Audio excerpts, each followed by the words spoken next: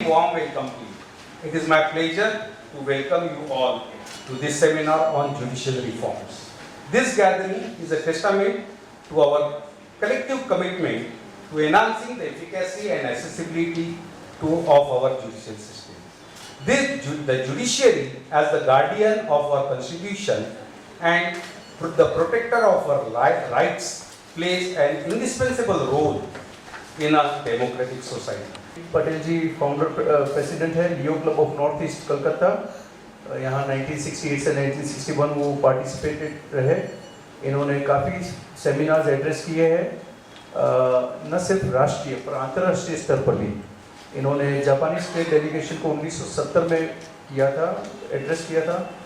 Basic right and global सारे भारत में कम से कम हर शहर में 50 से ज़्यादा शहरों में सोसाइटी फॉर फास्ट जस्टिस का गठन किया है। हर जगह इन्होंने प्रेरित किया है लोगों को कि आप अपने शहर के इशू रेस करने के लिए अपने शहर में सोसाइटी बनाइए, रेगुलरली मिलिए और लोगों के इशू उठा के आप लोगों की मदद कीजिए। देखिए, ये बोलना इतना बोलने में भी मुझे तकलीफ हो रही है, तो आप सोचो इन्होंने करने में कितनी तकलीफ की होगी। और ये ऐसा ना एक कमिटमेंट चाहिए। यदि आपने डिसाइड किया कि ये काम मेरे को करना है तो काम हो के रहेगा। आधे इंटरेस्ट से आप जाओगे तो कभी नहीं होता है। अब सवाल आ जाए जो हम बात आज कर रहे हैं जुडिशरी के ऊपर, तो जो इन्होंने कहा उसमें 2-3 लाइन में थोड़ा सा दे देता हूँ। जिसको हम बहुत बड़े कॉर्पोरेट हाउस कहते हैं, मैं हाउस ऑफ टाटास की बात करता हूँ।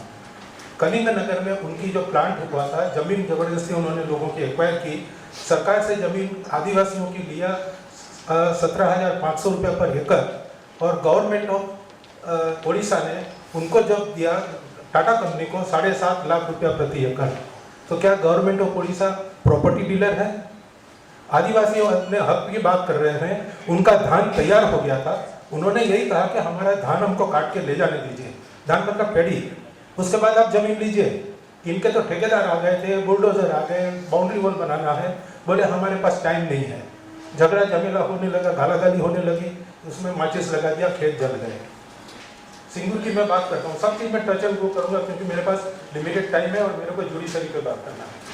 सिंगूर की लड़ाई रोड के ऊपर में हावड़ा कलकत्ता रेलवे एयरपोर्ट से उस जगह आने के लिए एयरपोर्ट से direct connectivity including many flyover सब बना के कंप्लीट कर दिए। कोई गवर्नमेंट ऐसा काम करती है क्या हमारे और आपके लिए जरूरत हो? उनको लिए कर दिया सो दैट एयरपोर्ट से कोई उतरे, उनकी साइट पे पहुंचना है, विदिन 7 मिनट्स पहुंच सकता है। This is what it has been done. जमीन उन्होंने दिया, गवर्नमेंट ने दिया, पेमेंट नहीं। लैंड डेवलपमेंट के लिए 200 करोड़ रुपीस दिया गवर्नमेंट ऑफ वेस्ट बंगाल ने, और उसको रिटर्न कब करना है? After 20 years. और यदि आप 20 ईयर्स के अंदर ये 200 करोड़ रुपया जो वापस देना है, आफ्टर 20 ईयर्स देना है, और वो भी 5 इक्वल इंस्टॉलमेंट में।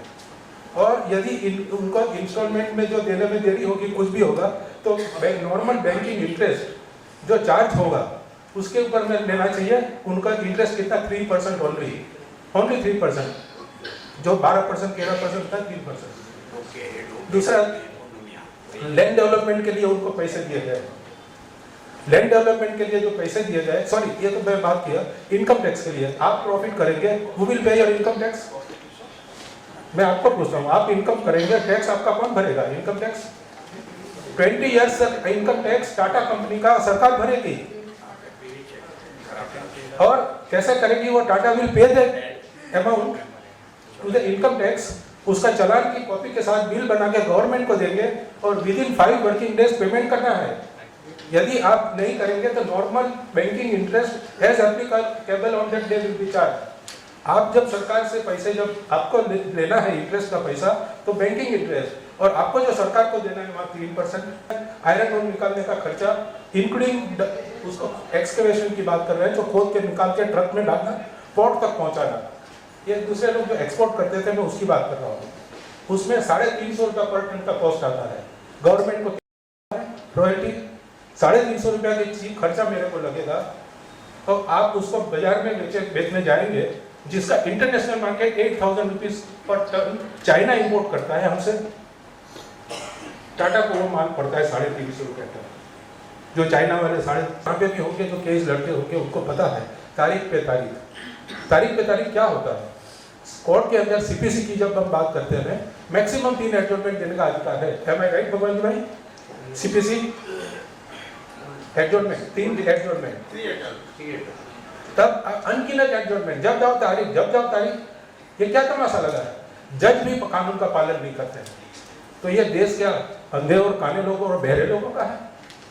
काले कोट पहन के हम वकील बनते हैं, हम तारीख मांगते हैं, जज तारीख देता है, सामने वाला वकील है वो भी तारीख के लिए ऑब्जेक्शन नहीं करता है। क्यों नहीं करता है? सबको पैसे मिलते हैं। उनकी दुकान चलने के लिए हमको कपड़े उतार के नंगा कर दो, वो चलेगा, उनको तकलीफ नहीं होगी। तक आज के दिन में 5 करोड़ 10 लाख केस पेंडिंग है, 5 करोड़ 10 लाख केस पेंडिंग है।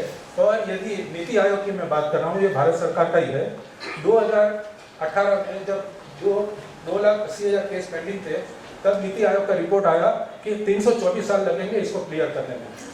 हमारी 60-70 साल में तो हम लोग अभी लुढ़क रहे हैं, नकली खाना, नकली दवाई, सब कुछ नकली, और पॉल्यूशन ऊपर से।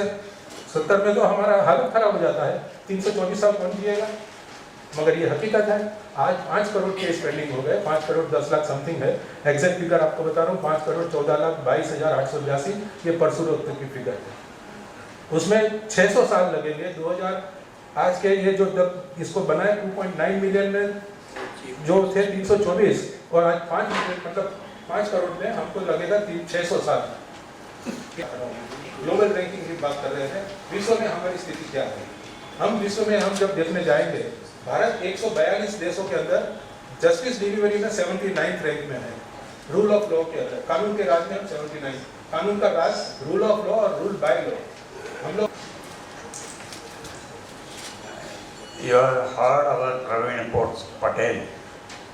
I am the founder of this organization. मगर आपने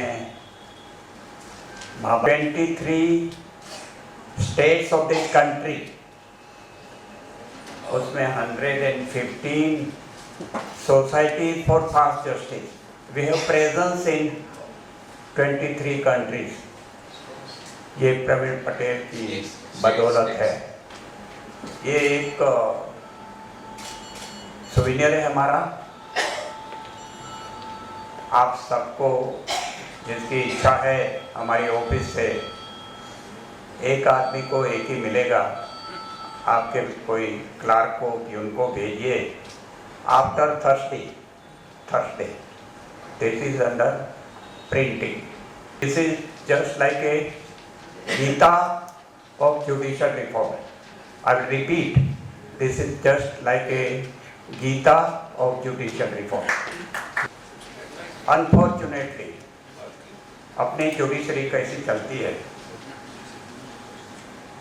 175 years later, West Bengal case goes on.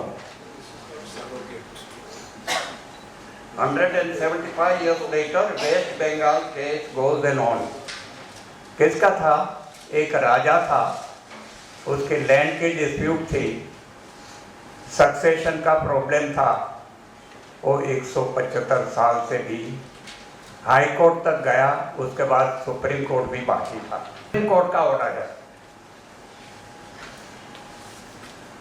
और union central government plus all states of the country, 28 states of the country, उनको सबको प्रतिवादी बना लिया और उन्होंने ऑर्डर किया